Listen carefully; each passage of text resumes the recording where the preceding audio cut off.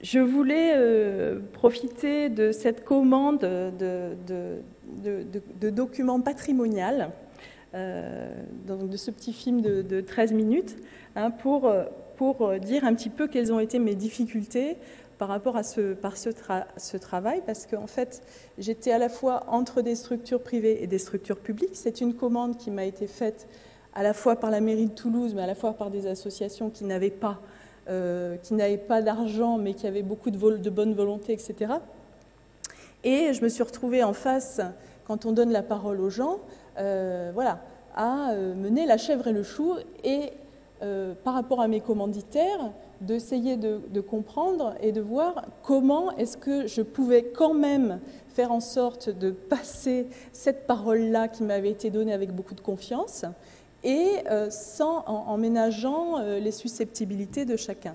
Bon, il y a quand même une critique importante que moi je trouve voilà, importante à dire, quoi qu'il en soit, c'est que c'est une chose qui venait à chaque fois et que je n'ai pas pu exprimer dans le film. C'est-à-dire qu'à chaque fois qu'il y a une initiative culturelle qui est présentée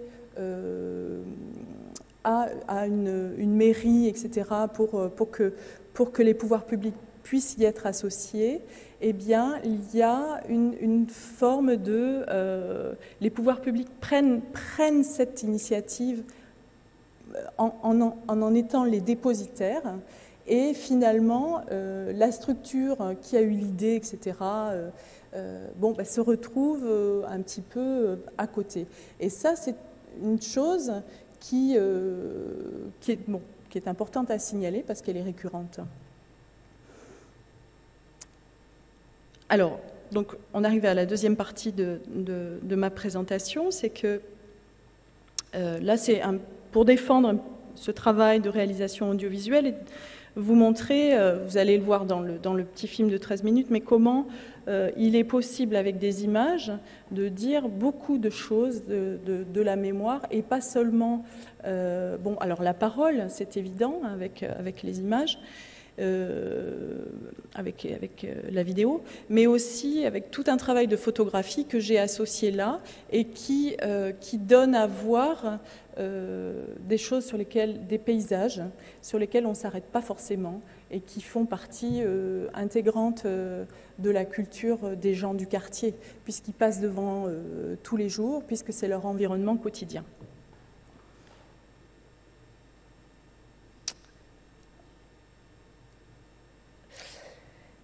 Alors, espace, déplacement et aménagement urbain. Qu'est-ce que j'ai voulu dire par là ?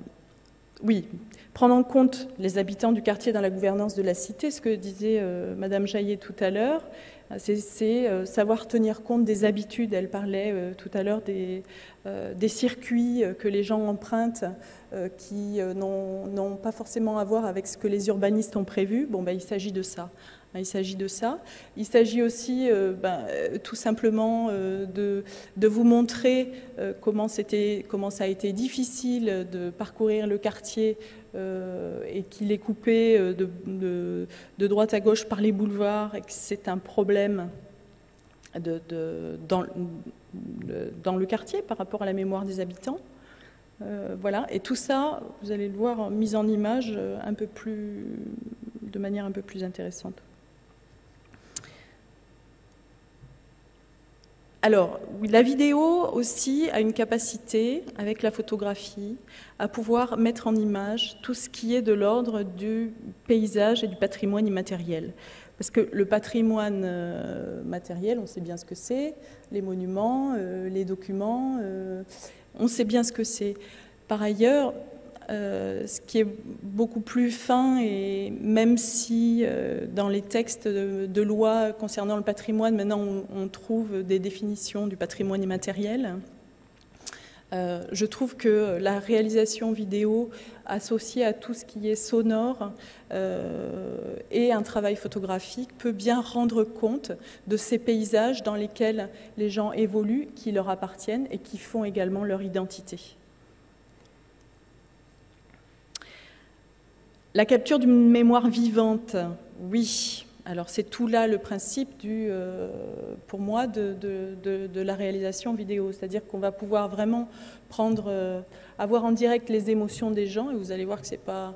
je me souviens d'avoir interviewé... alors les gens que j'ai interviewés, ce sont des personnages du quartier, de part ou d'autre, hein, les gens qui ont voulu se mettre devant la caméra, ça a aussi été des personnes qui se sont prêtées au jeu d'une certaine mise en scène, finalement. Hein, même si on essaye dans le documentaire d'être le plus proche de la réalité, on va dire. Mais donc je me souviens d'avoir interrogé une personne âgée en particulier au quartier de Marengo qui débordait d'émotions, qu'il a fallu que je coupe à plusieurs reprises parce que sinon c'était pas possible, quoi. C'était pas possible de montrer tout, voilà.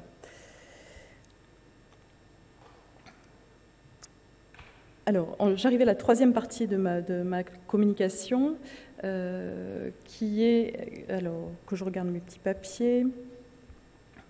Oui, en fait, tout ça pour dire quoi?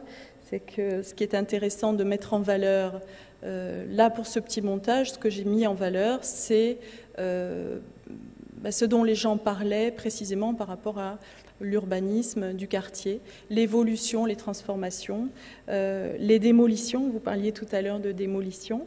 Bon, il se trouve que dans le quartier Marengo, il y a eu une grande démolition, puisque à la place de la médiathèque, il y avait avant l'école nationale vétérinaire, qui était un monument, un grand monument, quoi. Et derrière cette école vétérinaire, il y avait une petite place. En fait, cette école vétérinaire faisait une sorte de mur derrière lequel il y avait toute une vie de village. En fait, on était derrière le canal, on était derrière un ancien faubourg d'octroi, et donc cette école vétérinaire qui était en fait configurée de manière à être du côté de la ville, cachait en quelque sorte toute une vie de quartier qu'il y avait derrière, autour de la place Marengo. Donc c'est ce que j'ai voulu mettre en valeur dans ce petit travail de 13 minutes. Vous voyez en haut, j'ai mis une citation en fait de monsieur Jean-François Lafont, qui est un ancien habitant de la maison Félix Lavitte, qui est une maison qui n'est pas classée au patrimoine historique, mais qui pourrait l'être parce qu'elle est magnifique, mais elle est toute perdue entre les immeubles. Et donc, cette personne-là a eu la chance d'habiter cette maison-là quand il était enfant. Et donc, il a vu le quartier se transformer de part en part. Et son témoignage est intéressant pour ça.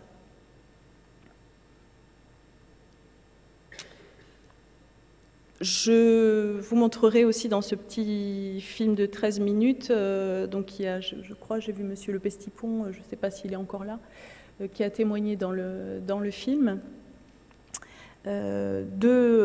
justement de tout ce qui s'est passé autour du boulevard des Crêtes, hein, puisque là vous avez, je ne sais pas s'il y en a qui connaissent le quartier, mais vous avez le boulevard des Crêtes au nord qui ceinture le quartier, qui le coupe, et le chemin de Hérédia, le chemin de Soupetard ont été complètement coupés lors de la construction de ce boulevard, qui en fait n'aboutit à rien du tout, puisque c'est un projet qui a été abandonné en cours, suite à des protestations d'habitants d'ailleurs. Dixit, monsieur Le Pestipon, parce que je ne suis pas allée vérifier en fait dans les sources, mais c'est la parole d'un habitant du quartier. Voilà, alors donc ça c'est la trouée Jean Jaurès, dont je vous parlais tout à l'heure. Vous voyez donc sur une photo que les archives municipales m'ont prêtée pour l'occasion, cette architecture-là de l'école vétérinaire. Vous reconnaissez la statue Jean Jaurès. Et puis, en fait, donc à la place que je disais tout à l'heure, c'est la médiathèque a été construite. Et donc, les gens qui avaient des maisons dans ces parages ont été expropriés. Et en fait, le quartier est complètement coupé en deux.